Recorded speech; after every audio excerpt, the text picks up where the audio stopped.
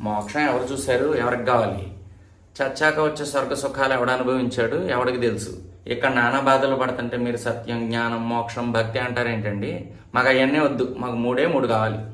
ఇక్కడ ఏ కష్టాలు అనుభవించకూడదు, అన్ని సుఖాలు సంపదలు పొందాలి, చచ్చేటప్పుడు హాయిగా చావాలి. దీనికి ఏమన్నా ఉంటే చెప్పండి, దానికి చెప్తా. మళ్ళీ గుమ్మడికాయ దీపాలు, ఉప్పు దీపాలు, రెమెడీలు, పరిహారాలు, యాలక్కాయలు, లవంగాలు ఏమీ అక్కర్లా. ఒకే ఒక మహామంత్రం, శ్రీరామ జయ రామ జయ జయ రామ. మళ్ళీ ఇది నేను చెప్పట్లా, శాస్త్రములే చెప్తున్నాయి. ఏమని?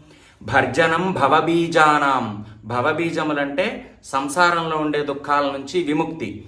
అలాగే అర్జనం సుఖ సంపదాం, సుఖము సంపదలను అనుగ్రహించే మంత్రం. తర్జనం యమదూతానాం, యమదూతలు సైతం భయపడి పారిపోయే మంత్రం. రామ రామేతి గర్జనం, రామ రామ అంటే ఇవన్నీ వస్తాయి. కాబట్టి రోజు శ్రీరామ జయ రామ జయ జయ రామ.